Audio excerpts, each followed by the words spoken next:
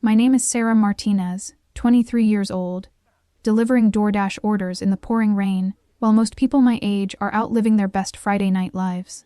My back aches from my morning shift at Starbucks as I balance these Chipotle bags under my beat-up umbrella. Meanwhile, my younger brother Tyler is probably at some rooftop party in downtown Dallas, blowing through our parents' money like it's Monopoly cash. They've always played by different rulebooks for us. His failures get rebranded as learning experiences, while my successes get dismissed as lucky breaks. I never thought anything would change until that stormy night when a blast from the past spotted me trudging through a mansion neighborhood with bags of overpriced Mexican food. Before I tell you how I went from getting soaked delivering burritos to completely flipping the script on my life, drop a comment letting me know what state you're watching from and smash that subscribe button if you've ever felt like the family scapegoat. Growing up in our upper, middle-class suburb of Plano, Texas, the favoritism wasn't Instagram obvious to our neighbors. Our house on Legacy Drive had 5 bedrooms, a 3-car garage, and all the status symbols of North Dallas success. My dad, Roberto, managed 3 auto dealerships across the DFW Metroplex, and my mom, Elena, ran a successful real estate business specializing in luxury homes. We weren't just comfortable, we were living the Texas dream. But money can't buy fair parenting, apparently. The inequality started showing up in those small ways that aren't actually small when you're the kid getting the short end.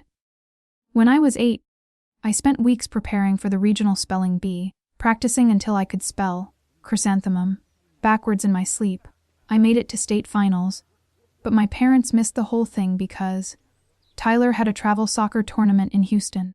My second place trophy ended up in my bedroom closet, while Tyler's participation ribbons got the prime real estate on the family room mantel. We have to support your brother's athletic development, Mom would explain in that gentle but firm tone whenever I looked disappointed. Boys need more structure and encouragement. Soccer teaches leadership skills. By middle school, the pattern was undeniable and frankly exhausting. Tyler's birthday parties were straight-up productions, bounce houses, catered BBQ, DJ, the works. Mine were afterthoughts, usually dinner at Olive Garden, if the stars aligned and nobody had anything better to do. When I questioned this obvious disparity, Dad would do that patronizing head pat thing and say, "You're so mature for your age, Mija. You don't need all that flashy stuff." Their words became my reality whether I wanted them to or not. I learned independence because it was either that or get ignored.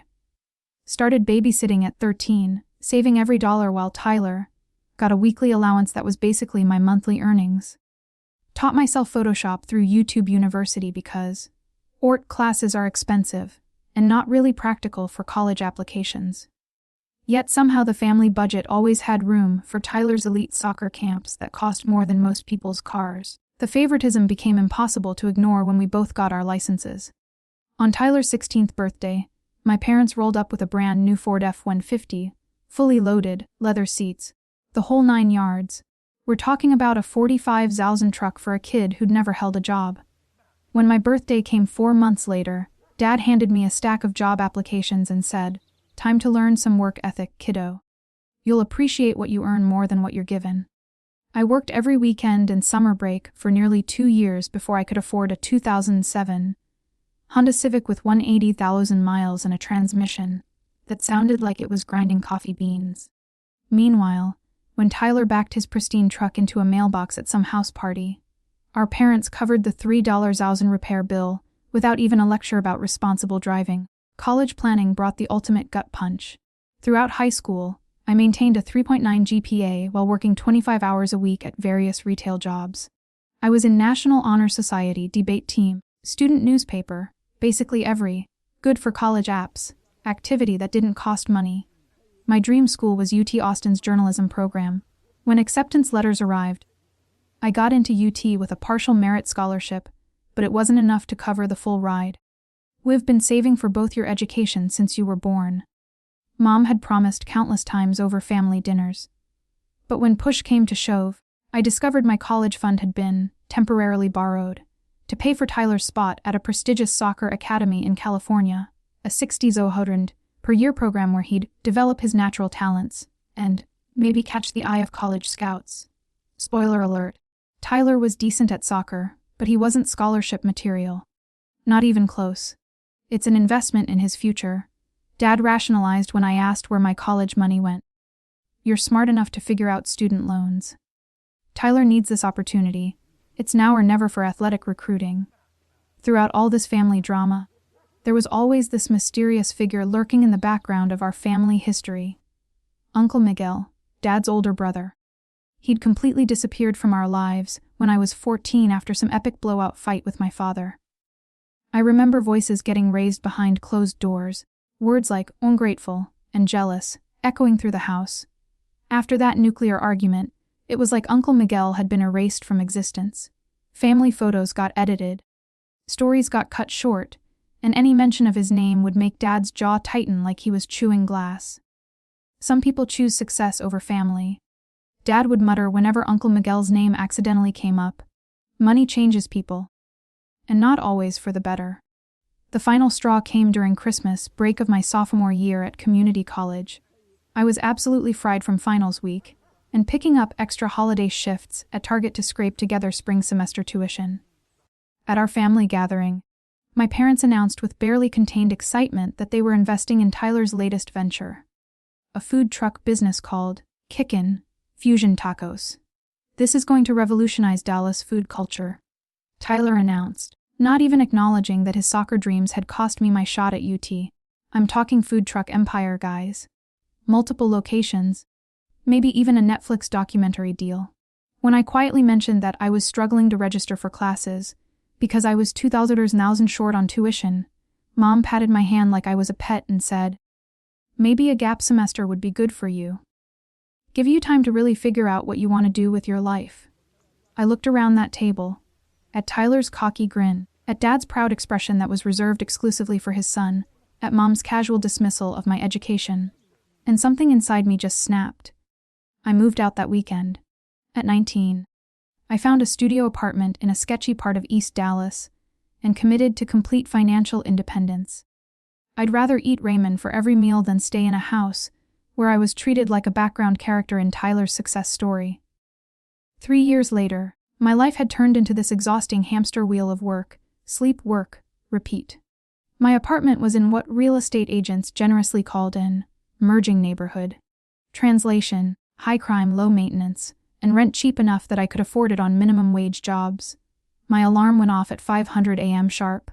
By 5:45, I was clocking in at the Starbucks in downtown Dallas, making overpriced coffee for business executives who probably spent more on their daily latte habit than I made in a week. The morning rush was brutal. Endless lines of caffeine, dependent professionals who treated baristas like coffee, dispensing robots. "Girl, you look like you got hit by a dart train," my coworker Marcus joked one morning as I struggled to keep my eyes open during the pre-opening prep. Marcus was this cool black guy with an art degree from UNT who understood the struggle of trying to make it in Dallas while drowning in student debt. That's assuming I had time to sleep. I shot back, forcing a smile. Marcus knew my whole story, one of the few people who did. He'd listened during our 15-minute breaks while I vented about family calls or financial stress, never judging, always offering to split a bag of gas station coffee if money was tight. My monthly budget was a masterclass in financial anxiety. After rent, utilities, student loan payments, car insurance, and groceries, I had exactly 73 of breathing room. One unexpected expense, a medical bill, car trouble, anything, meant choosing between gas money and groceries. My Starbucks shift ended at 2:00 p.m., giving me just enough time to change clothes and drive to my evening gig with DoorDash.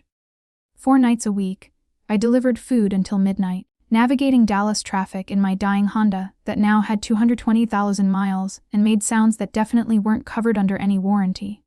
Working 65 hours a week was slowly destroying me. I had permanent dark circles under my eyes and stress headaches that felt like someone was squeezing my skull in a vice. My hands were constantly cracked and bleeding from washing dishes and handling hot food containers in all kinds of weather. I kept travel-size lotion in my car and applied it at red lights. This tiny act of self-care that barely kept my skin from falling apart, despite cutting ties with my family. The dysfunction still haunted my weekly phone calls home. Mom would spend 15 minutes gushing about Tyler's latest business pivot. The food truck had failed after 6 months. Now he was launching a dropshipping empire. Then ask about my life with the enthusiasm of someone reading ingredients off a cereal box. He's got meetings with potential investors next week, she'd say, practically vibrating with excitement. Your father thinks this could be Tyler's real breakthrough moment. When I mention my freelance writing projects or my dreams of getting back into journalism, she'd respond with that polite but distant tone, "That sounds nice, sweetie. It's good to have hobbies." They still invited me to family dinners, but between exhaustion and resentment, I showed up maybe once every 2 months. When I did make it, conversations revolved entirely around Tyler's entrepreneurial journey, while my actual job that actually paid actual bills got treated like some cute side project. Last month, I'd applied for a small business loan to launch a freelance writing service. I'd been building a portfolio between shifts, pitching local businesses, dreaming about turning words into my primary income. The loan officer reviewed my application with the kind of skepticism usually reserved for people claiming alien abductions.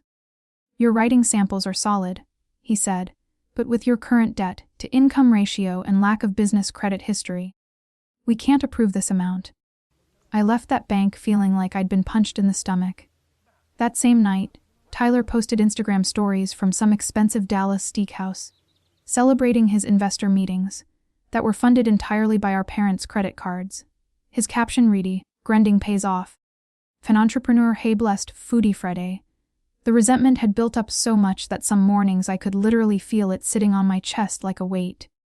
I tried focusing on my own path, tried letting go of the anger, but it's hard to zen your way through blatant inequality. Last Tuesday was the kind of day that makes you question every life choice you've ever made. My car's check engine light came on during my morning Starbucks shift. The espresso machine broke during peak rush hour, creating a line of angry customers that stretched to the street. 3 different DoorDash deliveries stiffed me on tips, including one to a house that clearly cost more than I'd make in a decade. By 10 p.m., I was running on pure caffeine and spite when my phone rang with Mom's contact photo. "Sarah, honey, we need a tiny favor," she started, using that sweet voice that always preceded bad news. "Tyler's business is having some cash flow issues this month. Could you possibly spot him $1,000? Just until his next investor round comes through." I almost rear-ended the car in front of me. The absolute audacity of asking me, someone who counted quarters to buy gas, to bail out my perpetually supported brother broke something fundamental inside me. "Mom, I work 2 jobs and can barely afford groceries," I said, my voice shaking with years of suppressed frustration. "I don't have $1,000 lying around." "Well, if you came around more often, you'd understand that we've invested everything in Tyler's business. Money's tight for everyone right now." Her tone carried this subtle accusation, like somehow my absence was causing their financial problems. After hanging up, I pulled into a Walmart parking lot and had the kind of breakdown that probably traumatized anyone walking past my car. Not cute movie tears. Ugly, soul-crushing sobs that left my DoorDash shirt soaked and my mascara looking like a horror movie. I was at my absolute breaking point, questioning how much longer I could sustain this nightmare. That Friday night felt like the universe was actively trying to destroy me. Storm clouds had been building all afternoon, and by 8 p.m., Dallas was getting hammered by one of those Texas thunderstorms that turns highways into rivers and makes everyone remember why they hate driving here. DoorDash orders were still coming in because apparently people can't survive one night without restaurant food, even during biblical flooding. This was supposed to be my last delivery of the night, and I was counting down the minutes until I could go home and collapse. The address belonged to one of those ridiculous McMansions in Highland Park where oil executives and tech bros live. I'd delivered to this neighborhood before. These people had infinity pools worth more than most houses, but somehow always managed to tip like they were doing me a favor. This particular house was clearly hosting some kind of charity gala or fundraiser. Valet parking, string lights, the whole elegant affair. I grabbed 4 large orders of overpriced Mexican food and made the soggy trek to their front door, my uniform already soaked through from the 30-second sprint from my car. A woman in her 20s answered the door wearing what was probably a 500 cocktail dress. She looked me up and down with barely disguised amusement, like I was some kind of street performance. Food delivery, she called over her shoulder, prompting cheers from inside.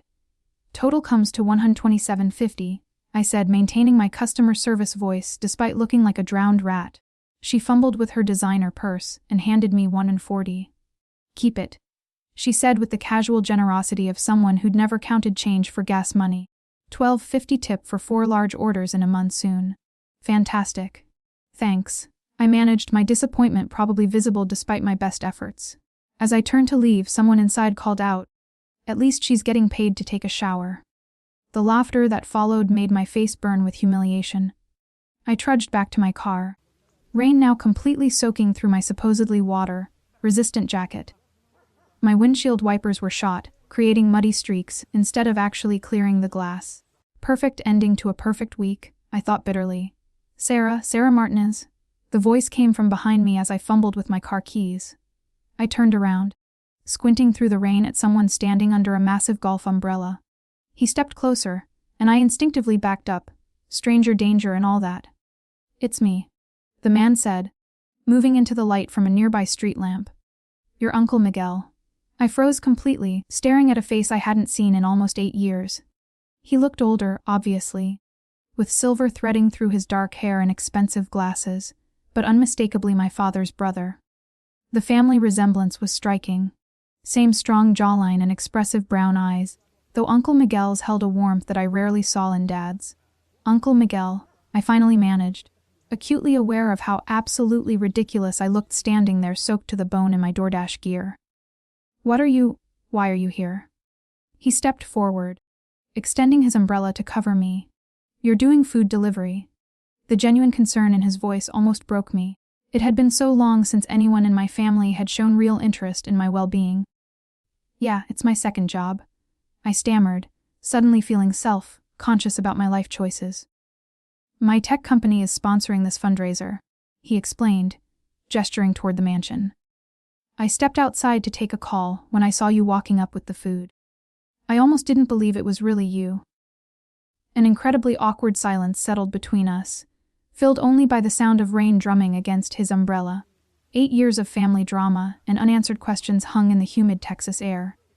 "You're absolutely soaked," he said finally. "What time do you get off?" I checked my phone. This was actually my last delivery. "Would you consider grabbing coffee with me? There's a 24-hour diner about 15 minutes from here. I'd really like to catch up, if you're up for it."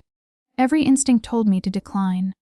Whatever nuclear argument had happened between him and Dad was serious enough to completely sever family ties, but something in his expression, genuine concern mixed with curiosity, made me hesitate. "I don't know if that's such a great idea," I said carefully. "Dad doesn't exactly have nice things to say about you." Pain flashed across his features. "I'm sure he doesn't. But Sarah, I'm not trying to use you to get back at your father. I'm honestly just shocked to see my brilliant niece delivering food in a thunderstorm at midnight." The word, brilliant, hit me like an emotional sucker punch. Is that how he remembered me? The honor roll student with big dreams and bigger ambitions. "Things change," I said simply. "They certainly do," he agreed. 1 hour. Just coffee. "If you decide you never want to see me again after that, I'll completely understand." 30 minutes later, I sat across from Uncle Miguel in a corner booth at Mel's all-night diner, my hair still damp but wearing a dry hoodie he'd grabbed from his car. A steaming mug of hot chocolate warmed my hands while I studied my long-lost uncle. Miguel hadn't just aged in the past 8 years. He'd completely transformed. The somewhat scattered, perpetually stressed man from my childhood memories had been replaced by someone confident and clearly successful. His suit was expensive but understated. His watch high quality but not flashy. "So," he began after giving me time to get comfortable, "tell me what's happened since I saw you last." "Last I knew, you were planning on UT journalism school." That simple question opened the floodgates. Maybe it was exhaustion, maybe it was the surreal circumstances, maybe it was just having someone who genuinely seemed to care, but I found myself spilling everything. The college fund that vanished into Tyler's soccer academy, the student loans, the 2 jobs, the journalism dreams that felt more impossible every day. Miguel listened without interrupting, his expression growing more troubled with every detail. When I finally ran out of words, he sat back, slowly rotating his coffee mug in his hands. "Your father and I had a very similar childhood," he said after a long pause. "Our parents played favorites too, except I was the Tyler in our family dynamic." This completely caught me off guard. "You were the golden child." He nodded grimly. "Star student, family pride, could do no wrong in their eyes. Your father was the responsible one, who never got the same recognition or support." A sad smile crossed his face. "Pretty ironic that he's repeating the exact same pattern with you and Tyler. Don't you think? So what happened between you two?" I asked, finally voicing the question that had haunted me for years. Miguel chose his words carefully. "We started a business together after college. A software development company, back when that was still relatively new. Your father wanted to cut corners, make deals that weren't entirely ethical to grow faster. I disagreed with that approach. Things got ugly, and eventually I bought him out." He paused, studying my face. "The company took off beyond anything we'd imagined. He's never forgiven me for being right about the ethical approach to business." "What company?" I asked, though I was starting to have suspicions. "Ever heard of Cloud Tech Solutions?" My jaw literally dropped. Cloud Tech was one of the biggest software companies in Texas, regularly featured in Forbes and business magazines for their innovative cloud computing solutions. "That's your company." He nodded modestly. "Among other ventures now. Which is why seeing you like this tonight is so troubling, Sarah. You have incredible talent. I remember your writing from high school. You had this gift for making complex ideas accessible and engaging. You shouldn't be delivering food at midnight in thunderstorms." My pride immediately flared up. "I don't want charity handouts." "Good," he replied without missing a beat. "I don't give charity. But I do believe in investing in genuine talent when I see it." He pulled a business card from his wallet and slid it across the laminated table. "We have a communications department that handles everything from technical writing to marketing content. They're always looking for fresh perspectives and strong writers. If you're interested, I can arrange an interview." I stared at the card, hope and suspicion fighting for control in my brain. "Because I'm your niece. Because from what I remember, you're exceptionally talented. And from everything you've told me tonight, you're also hardworking, determined, and resilient." His expression softened. "The family connection might get you in the door for an interview, Sarah, but it absolutely won't keep you the job if you can't deliver results." I picked up the card, turning it over in my fingers like it might disappear. "I need to think about this. That's all I'm asking." He glanced at his watch. "It's been way more than an hour. I should let you get home and get some rest." As we walked to our cars, Miguel stopped me with a gentle hand on my shoulder. "Sarah, whatever you decide about the job opportunity, please know you can call me anytime. 8 years is way too long to lose touch with family." For the first time all night, I felt tears threatening. I nodded, not trusting my voice, and watched him drive away in a Tesla that probably cost more than I'd make in 5 years. I sat in my car for a long time before starting the engine, clutching that business card like it was a winning lottery ticket. Part of me wanted to rip it up and reject anything connected to the family that had essentially written me off.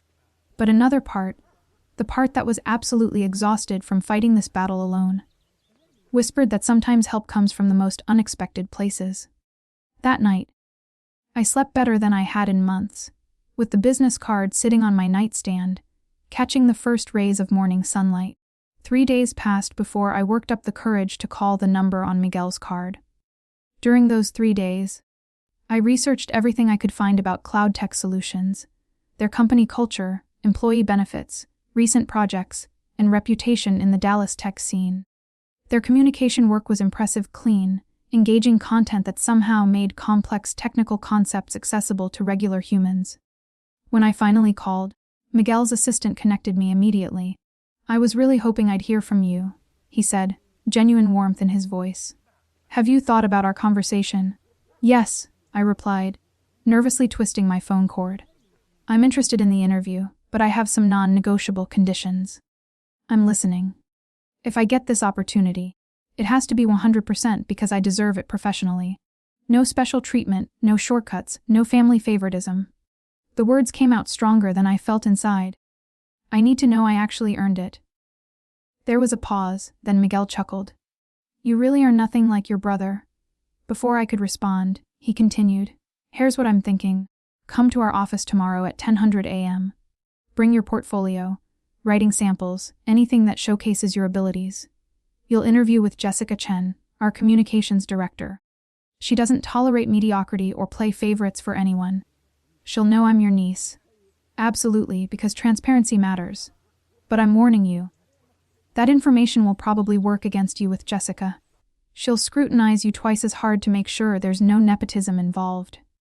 That wasn't exactly reassuring, but it was what I'd ask for. We set up the details, and I spent the entire night updating my portfolio, selecting my best writing pieces, and preparing explanations for my creative choices. CloudTech's headquarters occupied 12 floors of a sleek glass tower in downtown Dallas. The lobby screamed success with its modern art installations, living plant walls, and that subtle company logo etched into brushed steel. Everything about the space radiated innovation and prosperity, a stark contrast to the retail environments I was used to. The receptionist directed me to the 8th floor, where Miguel met me personally. He looked completely at home in this environment of quiet efficiency, greeting employees by name as he led me through an open office space filled with natural light and collaborative workstations. Jessica's waiting in conference room B, he said, stopping outside a glass-walled meeting space where a woman with a sharp bob and designer glasses was reviewing something on her tablet. Remember, she doesn't know you're here for a potential job yet. This is officially just an informational meeting about our content needs and your background. That distinction seemed important to him, so I nodded and clutched my portfolio case like it was body armor. Jessica Chen was intimidating in the way that only truly competent people can be. She assessed me with a quick glance as I entered, her expression revealing absolutely nothing about her first impressions. So you're Roberto's daughter, she said after introductions, mentioning my father with complete neutrality, no warmth, no judgment, just facts. Yes, but I'm here based on my own qualifications, I replied, probably sounding more defensive than professional. One perfectly sculpted eyebrow arched slightly. We'll see about that. She turned to Miguel. I'll handle this from here.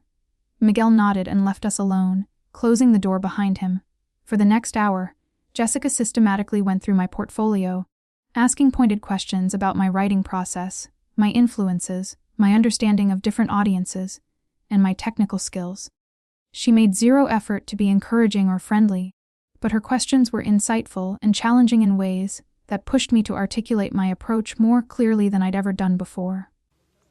Your journalism foundation is solid, she said bluntly, pointing to a newspaper article I'd written for my community college paper. But your understanding of strategic business communication needs significant development. Corporate writing serves completely different objectives than news reporting. This piece, she tapped a marketing copy sample I'd created for a local restaurant, shows potential for persuasive writing, but the tone needs work for B2B audiences. By the end of our meeting, my initial nerves had transformed into genuine excitement. Jessica's critique was the most professional, substantive feedback I'd ever received. No condescension, no dismissiveness, just honest assessment from someone who clearly knew her stuff. We have an internship program, she said finally, closing my portfolio. It's paid, but modestly. 3 months with the possibility of a permanent position based on performance. You'd work directly with our communications team on real client projects. No coffee runs or copy machine duty. She fixed me with an intense stare. Miguel wants me to offer you a full-time position immediately, but that's not how I operate, regardless of family connections. I wouldn't want it any other way, I assured her. The internship starts next Monday. Standard business hours, professional attire expected. Can you handle that schedule with your other jobs? My heart was racing. This was actually happening. I'll make it work. Excellent. She handed me a folder with paperwork. Complete these before you leave today. And Sarah, her expression softened slightly. Your writing shows natural talent, but talent alone isn't enough in this industry. You'll need to develop discipline, learn strategic thinking, and adapt to our standards. Whether you succeed here is entirely up to your efforts. Walking out of that meeting felt like floating on air. For the first time in years, Someone was offering me an opportunity based on potential they actually saw in me. Not pity, not obligation, just professional assessment. Miguel was waiting by the elevators, trying unsuccessfully to look casual. "So," he asked, barely containing his curiosity. "I start Monday," I said, unable to suppress my grin. "As an intern." His face lit up. "Jessica doesn't believe in shortcuts or easy paths. If she offered you the internship, you earned it legitimately." Then reality came crashing back. The schedule's going to conflict with my Starbucks shifts, and the pay probably won't replace both my current jobs. "You'll figure it out," he said confidently. "You've been solving impossible problems your whole life. This is just another one." That afternoon involved some difficult conversations with my current employers. The Starbucks manager was surprisingly understanding and offered to keep me on for weekend shifts only. "You're one of our most reliable employees," Marcus said when I explained the situation. "We don't want to lose you completely, and this opportunity sounds perfect for your career goals." Quitting DoorDash was simultaneously terrifying and liberating. For the first time in years, my evenings would belong to me, but my financial safety net would be virtually non-existent until the internship potentially converted to full-time employment. The first few weeks at CloudTech were like drinking from a fire hose. I quickly discovered that while my writing fundamentals were solid, my professional experience was practically non-existent. Jessica assigned me to shadow different team members, absorbing their workflows while contributing to smaller aspects of ongoing projects. Imposter syndrome hit hard during those early days. Everyone seemed so confident and knowledgeable, while I felt like I was constantly scrambling to catch up. I stayed late most nights, practicing techniques I'd observed and studying industry best practices online. "Dedication is admirable," Jessica commented one evening, finding me still at my desk at 80:30. "But burnout is counterproductive. Learn to pace yourself." Despite her no-nonsense approach, Jessica proved to be an incredible mentor. She never sugar-coated criticism, but she also acknowledged improvement with the same straightforward honesty. Under her guidance, my skills developed rapidly, and my confidence grew alongside my competence. Miguel maintained careful professional distance at the office, treating me exactly like any other intern. But occasionally he'd stop by my desk with encouragement or share industry articles he thought might interest me. His subtle support meant everything. When I received my first significant assignment, writing website copy for a major client's product launch, seeing my work published under the CloudTech brand was indescribable. For the first time, I felt like my writing had real impact in the business world. My first internship paycheck, while modest, covered my basic expenses without the constant anxiety of previous months. By the second month, I was able to move to a better apartment in a safer neighborhood, one with working air conditioning and reliable hot water. When I called my parents to share news about the internship, their reaction was predictably underwhelming. "An internship at your age?" Mom questioned. "Shouldn't you have a real career by now?" "It is a real career opportunity, Mom. With a major tech company, Miguel's company." Dad interjected, his voice immediately turning cold. "So that's his angle. Using you to get back at me somehow." "This has nothing to do with your issues with him," I replied, frustration building. "This is about me finally getting a chance to use my skills professionally." "Just be careful," Dad warned. "Miguel's always had hidden agendas. Don't let him manipulate you." Even Tyler couldn't resist taking a shot when he heard about my new position. "Must be nice having family connections," he commented during one of my rare family dinner appearances. "Some of us have to build everything from scratch." The irony was so thick I could have cut it with a knife, but I kept my mouth shut. Their opinions didn't matter anymore. For the first time in my adult life, I was on a path that I'd chosen, working with people who valued what I brought to the table. 3 months into my internship, I barely recognized my professional self. Under Jessica's demanding but fair mentorship and Miguel's occasional strategic guidance, my communication skills had been completely transformed. I wasn't just writing informative content anymore.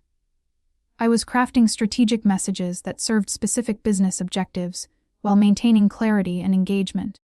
My responsibilities had gradually expanded from supporting other people's projects to leading smaller initiatives independently.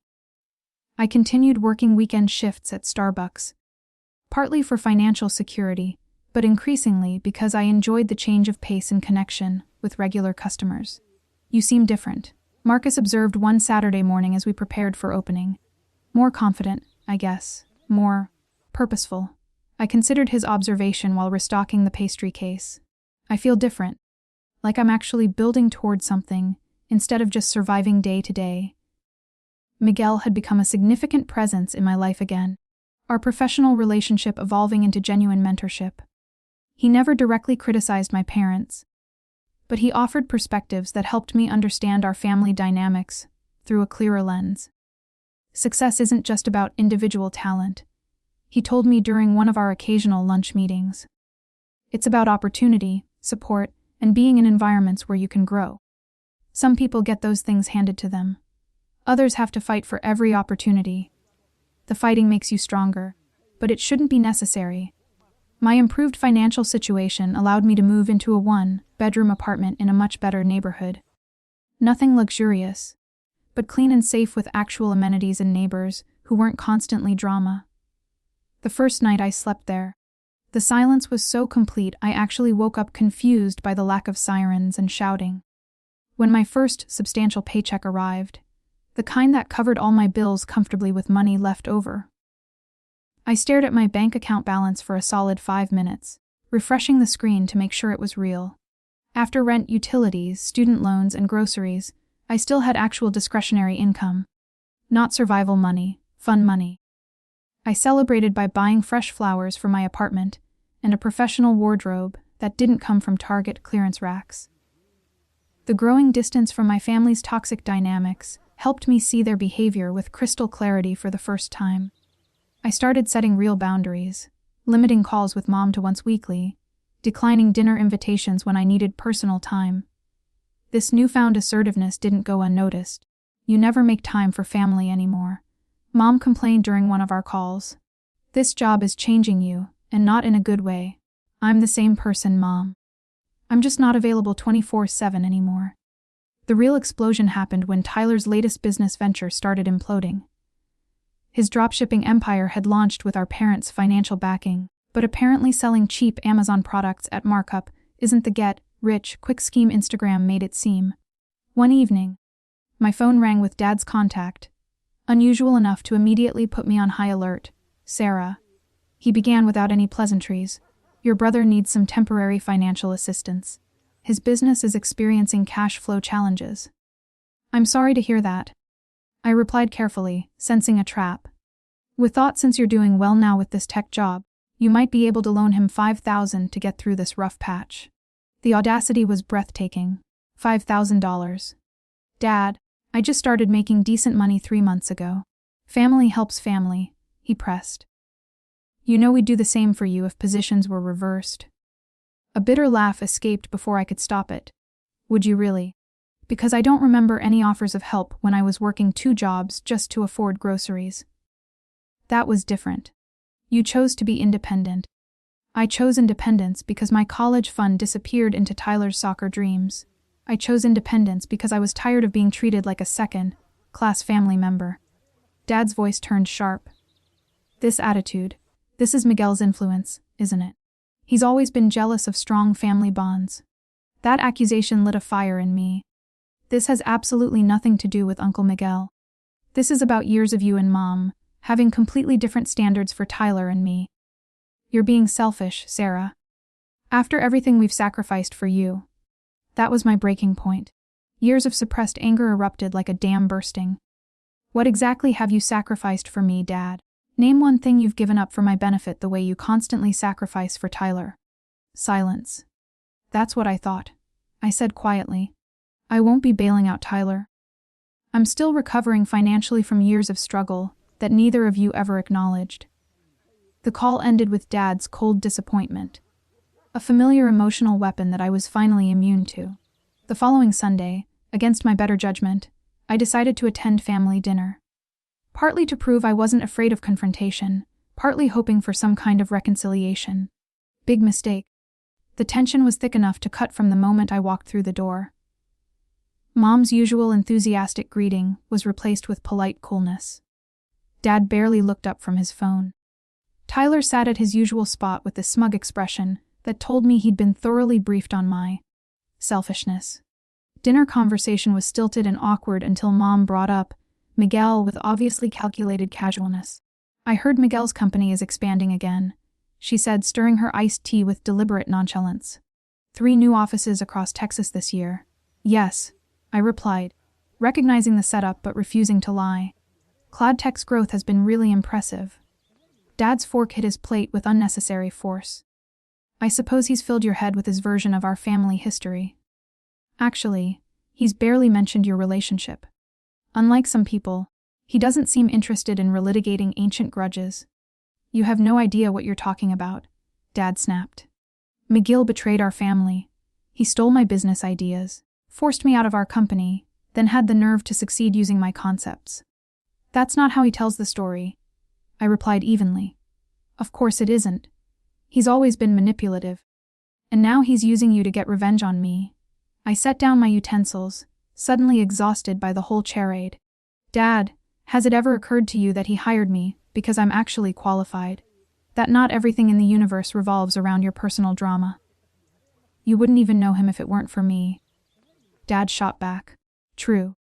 Just like I wouldn't know what it feels like to be constantly overlooked in favor of my brother, if it weren't for you and Mom." The room went dead silent. Mom's eyes went wide with shock. Tyler shifted uncomfortably, and Dad's face turned that dangerous shade of red that usually preceded him storming out. "Is that really how you feel?" Mom asked, her voice barely above a whisper. "How else could I feel? Look at this objectively. Tyler fails repeatedly with your full financial support. I work myself half to death without asking for help. Finally get a legitimate opportunity through my own qualifications, and your first instinct is to ask me to hand over my hard-earned money to bail him out again. We've always treated you both equally," Dad insisted, though his voice lacked any conviction.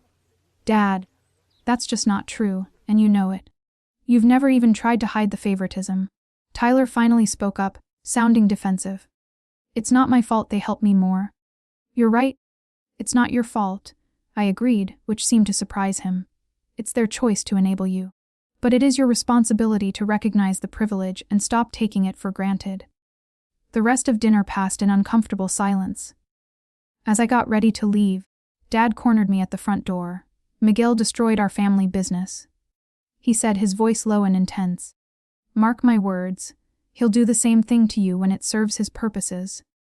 I studied my father's face, seeing the insecurity and resentment behind his anger for the first time. "I'm sorry you believe that, but I refuse to let your grudge control my relationships or my future." Driving home that night, I felt strangely lighter despite the confrontation. Speaking my truth after years of silence was terrifying, but absolutely necessary. The next day, I asked Miguel if we could meet outside the office. Over coffee at a quiet cafe in Deep Ellum, I asked him directly about his conflict with my father. "I've only ever heard Dad's side of the story," I explained. "I'd like to hear your perspective." Miguel sighed deeply, running a hand through his graying hair. "Your father and I started our company with completely different visions. He wanted rapid growth through any means necessary, cutting ethical corners, manipulating financial reports, whatever it took to attract investors quickly. I believed in sustainable growth built on solid values and honest practices." He met my eyes directly. The breaking point came when I discovered he was falsifying revenue projections to attract venture capital. When I confronted him about it, he claimed it was just creative accounting, and that I was being naive about business realities. I couldn't be part of that approach. "So you bought him out?" I actually offered to let him buy me out first. When he couldn't raise the capital, I used everything I had to purchase his share of the company. He took the money, but he's never forgiven me for being right about the ethical approach to business. His expression grew sad. Roberto has always struggled with taking responsibility for his choices. It's easier to blame external factors than examine your own decisions. The parallel to my father's relationship with Tyler was striking. A consistent pattern of enabling, excusing, and avoiding hard truths. "Thank you for being honest with me," I said finally. "It helps me understand a lot of things about our family." As I settled back into work that week, an incredible opportunity presented itself. Jessica approached me about leading a major project for one of CloudTech's most important clients, a complete communications overhaul for a Fortune 500 healthcare company. This is significantly beyond your current role, she admitted, but I've observed your work closely, and I believe you're ready for this challenge with proper oversight. The responsibility was both thrilling and terrifying. This wasn't some small assignment. It would be highly visible within the company and could seriously impact my career trajectory, for better or worse. For the first time in my life, self-doubt threatened to overwhelm a golden opportunity. What if I failed spectacularly? What if I proved Dad right about Miguel's judgment? What if I wasn't actually talented? Just a charity case. Late one evening, as I stared at initial strategy drafts that refused to come together coherently, Miguel found me still at my desk in the empty office. "Writer's block?" he asked, settling into a chair beside my workstation. I nodded miserably. "I'm starting to think I'm not ready for this level of responsibility." "You absolutely are," he said with quiet confidence. "Jessica doesn't make recommendations lightly. She sees capabilities in you that you don't recognize yet. But what if I mess this up completely? Then you'll learn valuable lessons and do better next time." His smile was gentle but firm. "Failure isn't the end of the world, Sarah. It's just information that helps you improve." That perspective, so different from my father's perfectionist demands, gave me permission to take creative risks with my approach. The next morning, I started fresh with a patient-centered communication strategy that ultimately resonated powerfully with the client. The project became a defining moment in my professional development, pushing me to synthesize everything I'd learned while discovering my unique voice as a strategic communicator. With Miguel's high-level guidance and Jessica's technical expertise, I successfully navigated the complex project, earning recognition from both the client and leadership within CloudTech.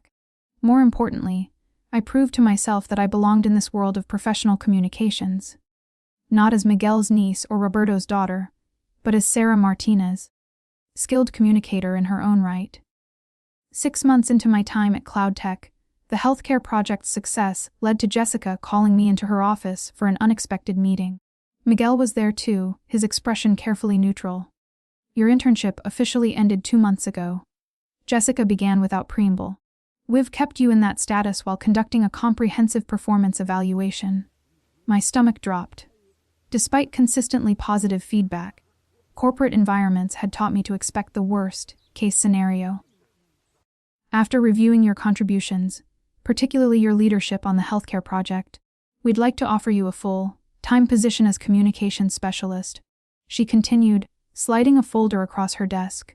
"This includes a substantial salary increase, comprehensive benefits, and a clear path for advancement."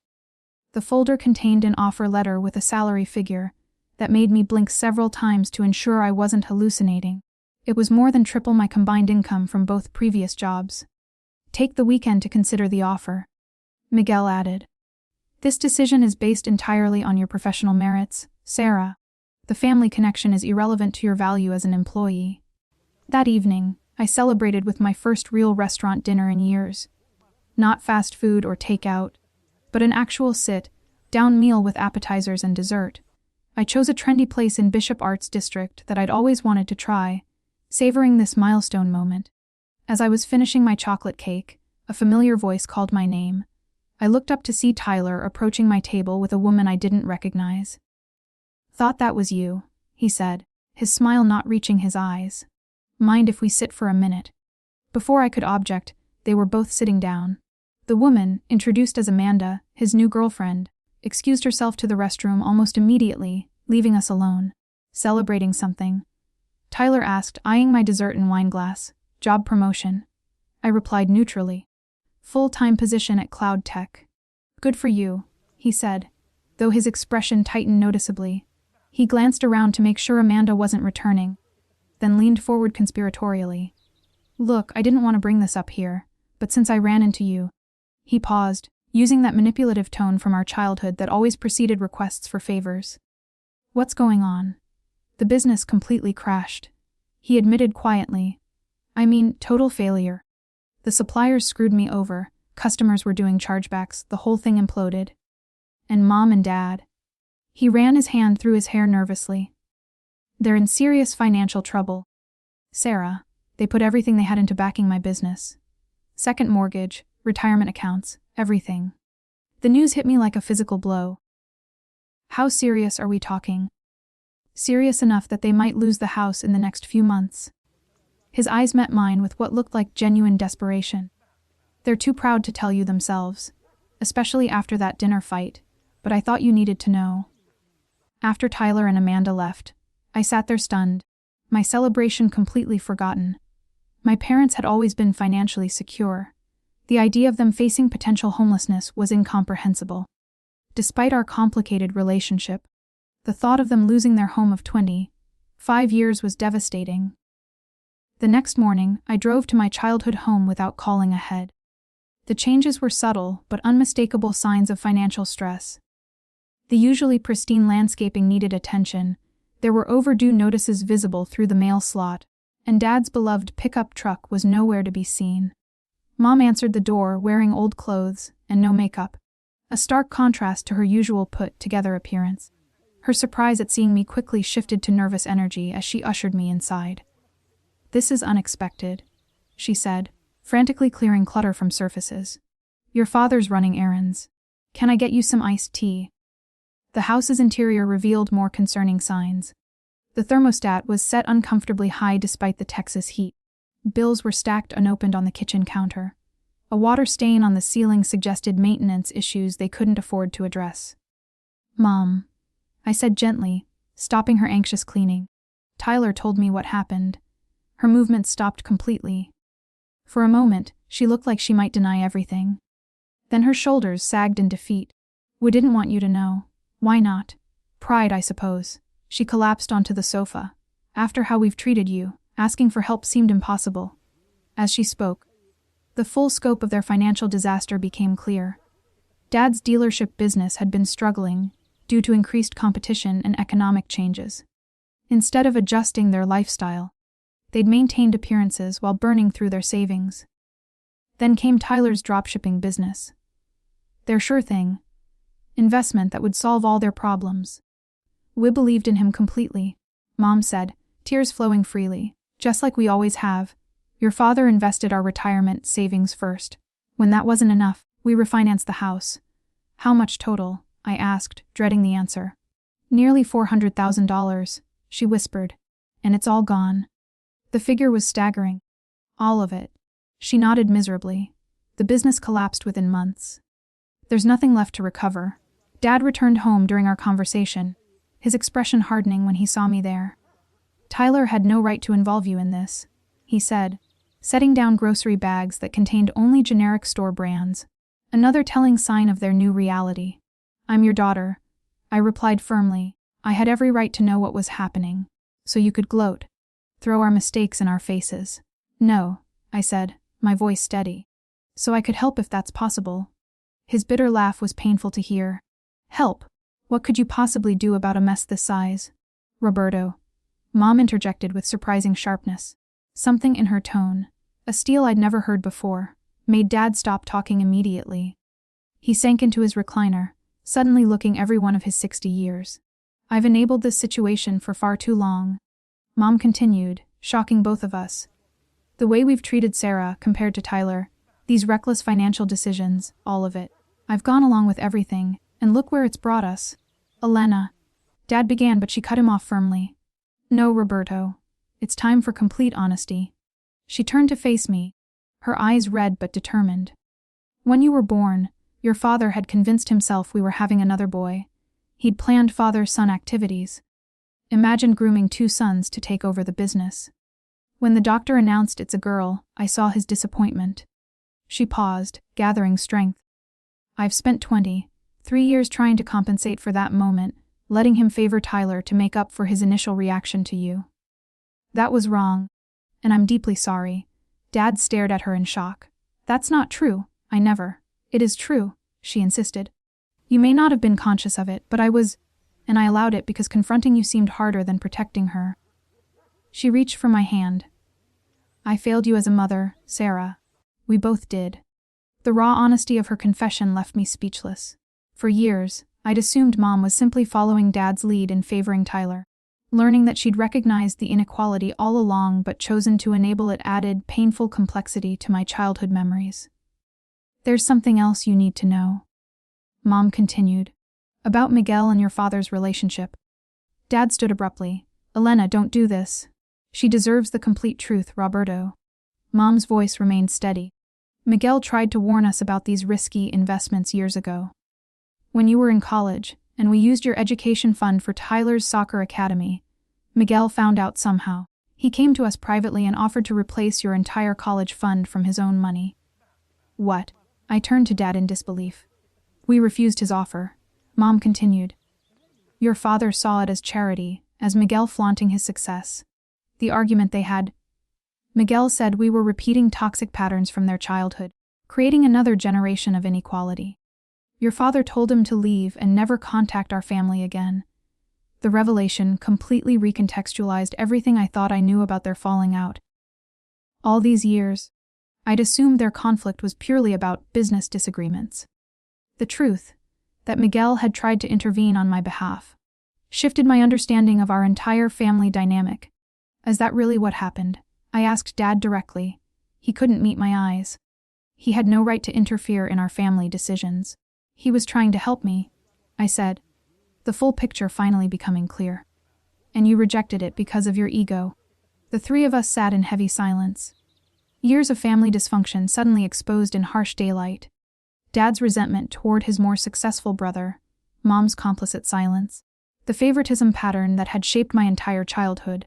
"I need some air," I said finally, standing up from the couch. Outside on the porch, I called Miguel immediately. "Can we meet tonight? There's something really important I need to discuss." That evening at a quiet park overlooking White Rock Lake, I shared everything with Miguel. My parents' financial crisis, Mom's confessions, the revelation about his college fund offer years earlier. "Why didn't you ever tell me you tried to replace my college money?" I asked. He sighed. "Watching the sunset paint the Dallas skyline in shades of orange and pink. What purpose would that have served? It would have seemed like I was trying to turn you against your father. Which wasn't my intention, but all these years, I thought you had abandoned me too." His expression grew sad. "I'm sorry you felt that way. After your father cut off contact, I tried reaching out to you directly several times. Letters, emails, even showing up at your high school once. But nothing got through. I eventually assumed you wanted nothing to do with me either." "I never received any messages," I said, the pieces finally clicking into place. "They must have intercepted everything." Miguel nodded thoughtfully. "Your father and I have always had a complicated relationship. He resented me for being our parents' favorite growing up, then resented me even more when I succeeded in business, after he chose to leave our partnership." He turned to face me directly. "But Sarah, despite everything that's happened between us, he's still my brother, and he's still your father. A father who chose his pride over my education," I pointed out bitterly.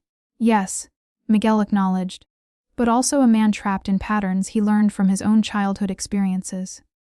That doesn't excuse his behavior, but it might help explain where it comes from." We sat in contemplative silence as darkness settled over the lake. Finally, I asked the question that had been forming since learning about my parents' crisis. "If you were in my position, what would you do?" Miguel considered this carefully. "I'd probably help them, but with strict conditions attached. Breaking destructive family patterns requires more than just financial rescue. It requires fundamental behavioral changes." He paused meaningfully. "Whatever you decide, I'll support your choice completely. This is your decision to make, not mine." Miguel's perspective gave me the clarity I desperately needed. Over the next few days, I developed a comprehensive plan, not just to address my parents' immediate financial crisis, but to help heal our family's deeper dysfunction. 6 months after discovering my parents' financial meltdown, I stood in my new corner office at Cloud Tech, arranging family photos on my desk. The framed promotion certificate reading, Senior Communications Specialist, still felt surreal, considering my journey from delivering DoorDash in thunderstorms just 18 months earlier. My career had exceeded every ambitious dream I'd ever dared to have. The healthcare communications project had won a national industry award. establishing my reputation within the company and the broader Dallas business community. More importantly, I developed unshakable confidence in my professional abilities. Jessica continued pushing me toward excellence, but now as a respected colleague rather than a nervous intern. My personal transformation had been equally dramatic. The exhausted, resentful young woman delivering Chinese food in storms had evolved into someone who faced challenges head-on, maintained healthy boundaries, and understood her own worth independent of family validation. After extensive consideration, I had decided to help my parents, but with conditions that required genuine change, rather than simply enabling their continued dysfunction. Step 1 was arranging consultations with a financial advisor who specialized in crisis management. I paid for these meetings as a non-negotiable condition of my assistance. The advisor's assessment was sobering but offered hope. With significant lifestyle adjustments and a structured repayment plan, my parents could avoid foreclosure, though their retirement would be delayed by at least 7 years. I contributed a substantial portion of my savings to stabilize their immediate situation, but structured it as a formal loan with documented terms and repayment schedules rather than an open-ended bailout. My most controversial condition. Tyler had to find legitimate employment and contribute meaningfully to the family's financial recovery. No more entrepreneurial ventures funded by parents who couldn't afford them. That's completely unfair, Tyler protested when I outlined these terms during a tense family meeting. You're basically punishing me for being entrepreneurial. I'm not punishing you, I replied calmly. I'm asking you to take responsibility for your role in this crisis. You accepted money you knew they couldn't afford to risk. It took nearly a month of resistance and sulking before Tyler finally accepted reality, taking an entry-level position at a digital marketing agency. The structure and accountability of regular employment were initially foreign concepts to him, but gradually something unexpected happened. He began developing genuine pride in earning his own way. The most challenging aspect of my intervention plan was requiring family therapy. Dad initially refused completely, viewing it as an admission of failure and weakness. Mom, however, had reached her absolute breaking point. We're doing this, Roberto, she declared with newfound determination. If not for our sake, then for our children's. We've damaged both of them in different ways. And it stops now. Those weekly therapy sessions became the foundation for healing decades of accumulated dysfunction. Under Dr. Rodriguez's skilled guidance, we slowly began unpacking the complex psychological dynamics that had shaped our family for generations.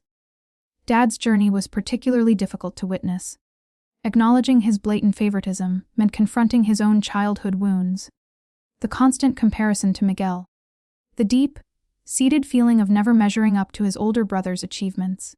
I never wanted Tyler to feel the inadequacy I experienced growing up, he admitted during one especially emotional session. But instead, I made Sarah feel exactly that way. That acknowledgement, the first time he directly admitted the favoritism pattern, marked a crucial turning point in our family's healing process. Progress wasn't linear, with plenty of setbacks and painful conversations along the way, but our trajectory steadily moved toward greater understanding and healthier communication patterns. Mom worked tirelessly to rebuild our mother-daughter relationship, making efforts that ranged from small gestures, like calling just to check on my well-being without mentioning Tyler, to larger acknowledgments of how her passive enabling had perpetuated unequal treatment. I failed you by staying silent when I should have spoken up, she told me during a private lunch. I can't change the past, but I promise to do better moving forward. Tyler's personal growth was perhaps the most surprising transformation of all. Removed from the comfort of parental financial cushioning, he initially struggled with the expectations and accountability of regular employment. There were missed deadlines, conflicts with supervisors, and frustrated late-night phone calls complaining about workplace unfairness. But slowly, incrementally, he began developing crucial life skills he'd never needed before: persistence, accountability, humility, delayed gratification. 6 months into his marketing job, he earned a promotion to junior account coordinator, based entirely on merit. The pride in his legitimate accomplishment was qualitatively different from his previous hollow, bragging about failed ventures. It's weird, he confessed during one of our newly established monthly sibling dinners. But earning something through actual work feels way better than I expected, even though the money's less than what I was hoping to make from business. Miguel's gradual reconciliation, with Dad represented, another crucial dimension of our family's healing journey. It began with small, carefully orchestrated steps. Miguel attending one therapy session at my specific request, Dad accepting an invitation to tour CloudTech's offices and meet my colleagues. Old wounds couldn't be magically erased overnight, but the brothers slowly began building a new relationship foundation, based on who they were now rather than who they'd been decades earlier. The culmination of this transformative year came on Thanksgiving. Exactly 1 year after I delivered Chinese food in that devastating thunderstorm and reconnected with Miguel. We gathered at my parents' home, for the first time our complete family had been together in nearly a decade. The differences from previous holiday gatherings were remarkable and immediately apparent. Dad, having sold his luxury truck and embraced a more modest lifestyle, seemed visibly less burdened by the constant need to project financial success. Mom, who had returned to full-time work to contribute to their recovery efforts, displayed a quiet confidence and self-respect I'd never seen before. Tyler arrived with his girlfriend Amanda and brought something entirely new to family dynamics: genuine humility and appreciation for what he'd earned through his own efforts. And Miguel, once the forbidden name in our household, sat at Dad's right side, their conversation occasionally tense, but fundamentally respectful and brotherly. After dinner, as we gathered in the living room for coffee and dessert, Dad cleared his throat with obvious nervousness. "I'd like to say something important," he began, uncharacteristically hesitant. "This past year has been incredibly difficult for our family. We lost a lot: money, security, pride, years of comfortable assumptions about our future." He paused, gathering emotional strength. "But we also gained something infinitely more valuable: honesty, understanding, and a real chance to repair relationships that were badly damaged." He looked directly at me, his eyes shining with unshed tears. "Sarah, I owe you the most sincere apology of my life. Not just for recent events, but for a lifetime of making you feel less valued and less important than your brother. I was completely wrong, and I am prouder of you than I can possibly express in words." The words I'd waited my entire life to hear washed over me like healing rain. They couldn't erase the painful past, but they created space for a fundamentally different future relationship. Later that evening, as family members prepared to leave, Miguel pulled me aside for a private conversation. "Do you remember what you told me that night at the diner?" he asked with a slight smile. "About not wanting charity." I nodded, smiling back at the memory of my fierce independence, despite being soaked and completely exhausted. "I knew right then that you'd be extraordinary," he said seriously. "Not because you're my niece or because you have natural talent, though you absolutely do, but because you understood instinctively that true success and self-respect come from within, not from what others hand you." A month later, CloudTech launched an innovative mentorship program for first-generation college students interested in communications careers. As the program's coordinator, I found myself guiding nervous young interns through their first professional experiences. "I don't belong here," one particularly anxious intern confessed during our initial meeting. "Everyone else seems so confident and prepared. I feel like they're going to figure out I'm a fraud." I felt exactly the same way when I started. I told her honestly, remembering my own intense insecurities and imposter syndrome. But belonging isn't about starting with all the right answers. It's about being willing to ask good questions, work hard, and keep learning. Watching her progress over the following weeks, I recognized my own journey reflected in her growing confidence and professional development. The mentorship cycle had come full circle, transforming me from someone who desperately needed guidance to someone who could provide it meaningfully to others. This, perhaps, represents the deepest lesson I've learned through everything. Our greatest wounds and most painful experiences can become our most powerful gifts to others, but only if we're willing to transform them through honest self-reflection, hard work, and genuine personal growth. The unequal treatment and neglect that caused me so much pain throughout my childhood gave me unique insight into supporting others who feel overlooked, undervalued, or written off by the people who should believe in them most. Life will never be perfectly fair or equitable.